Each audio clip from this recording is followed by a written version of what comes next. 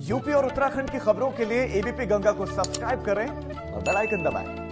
खबरों में आगे बढ़ रहे हैं। इलाहाबाद हाईकोर्ट में आज महत्वपूर्ण सुनवाई है। दो अहम मामलों की सुनवाई होने वाली है इलाहाबाद हाईकोर्ट में। पहला मामला यूपी के 890 हेड कांस्टेबल से जुड़ा हुआ है और असल में यूपी में 890 हेड कांस्टेबल्स को रिवर्ट कर कांस्टेबल बनाए जाने और उन्हें सिविल पुलिस में पीएसी में ट्रांसफर किए जाने के यूपी सरकार के फैसले के खिलाफ याचिका दाखिल हुई है और इन्हीं तमाम दाखिल याचिकाओं की अर्जियों पर इलाहाबाद हाईकोर्ट में आज सुनवाई होगी। वहीं हाईकोर्ट में आज कोविड गाइडलाइंस का सख्ती से पालन को लेकर भी सुनवाई होनी है। कोविड के गाइडलाइन का सख्ती से पालन नहीं होने के मामलों को लेकर याचिका दाखिल की है। मामलों में पहले भी नोटिस जारी किए गए हैं और इस खबर पर मोहम्मद मोइन हमारे संवाददाता आपको ज्यादा जानकारी देंगे। मोइन, बताइए, जो दो महत्वपूर्ण मामले हैं जिन पर आज सुनवाई होने वाली है, टाइमिंग और दोनों ही मामलों को दर्शकों को बताएं कि आज क्या क्या होगा सुनवाई में। जी बिल्कुल, सबसे पहला मामला तो जो सिविल पुलिस में के 890 हेड कांस्टेबल को रिवर्ट कर, यानी उनको सजा के तौर पर एक पद नीचे कर दिया गया है, कांस्टेबल कर दिया गया है और साथ ही साथ सिविल पुलिस से उनको पीएसी में ट्रांसफर कर दिया गया है। तो उसके खिलाफ 890 हेड कांस्टेबल को रिवर्ट किया गया था। 9 सितंबर और 10 सितंबर को दो आदेश जारी किए गए थे जिसकी वजह से उनको ये सजा दी गई थी, उनको ये पनिशमेंट दिया गया था। तो उन आदेशों को जो है इलाहाबाद हाई कोर्ट में चुनौती दी गई है।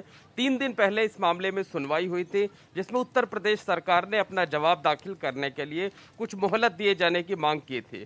तो हाई कोर्ट ने 3 दिन का वक्त दिया था। आज इस मामले में यूपी सरकार को अपना जवाब दाखिल करना है, उनको बताना है और संभवतः जैसे कयास लगाए जा रहे हैं कि यूपी सरकार ये बताने की कोशिश करेगी कि इन हेड कांस्टेबल्स के खिलाफ तमाम शिकायतें मिली थी और जनता के बीच छवि अच्छी जाए, पुलिसकर्मी कोई गलत काम ना करे, इस वजह से इनको पनिश किया गया, इनको एक पद नीचे कर दिया गया, हेड कांस्टेबल से कांस्टेबल कर दिया गया और जनता से सीधे तौर पर इनका जुड़ाव ना रहे, इस वजह से इनको पीएसी में ट्रांसफर कर दिया गया है। हालांकि हेड कांस्टेबल्स की तरफ से ये दलील दी गई है कि उन्हें सुनवाई का कोई मौका नहीं दिया गया। अगर उन्हें सुनवाई का मौका दिया जाता तो वो अपनी बात को रखते। उन पर जो आरोप लगे हैं वो गलत आरोप लगे हैं। तो देखना ये होगा कि यूपी सरकार के जो जवाब हैं, जो दलीलें हैं, उससे कोर्ट कितना संतुष्ट होती है।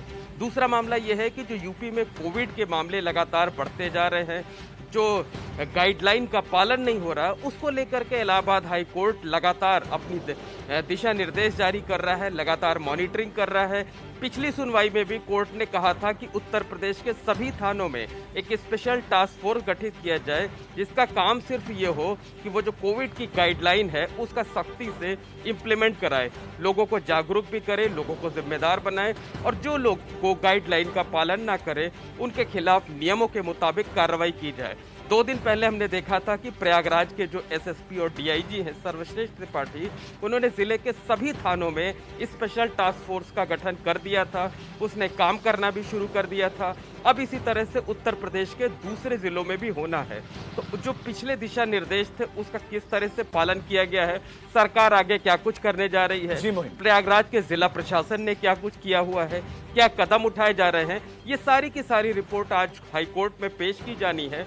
दोपहर 2 बजे से इस मामले में सुनवाई होगी और उसके बाद देखना ये होगा कि हाईकोर्ट आगे के लिए नजर बनाए रखें। इन दोनों ही मामलों पर हम आगे भी आपसे अपडेट लेते रहेंगे। फिलहाल आपका इस तमाम जानकारी के लिए धन्यवाद। तो 2 महत्वपूर्ण मामलों में आज सुनवाई होने वाली है इलाहाबाद हाईकोर्ट में।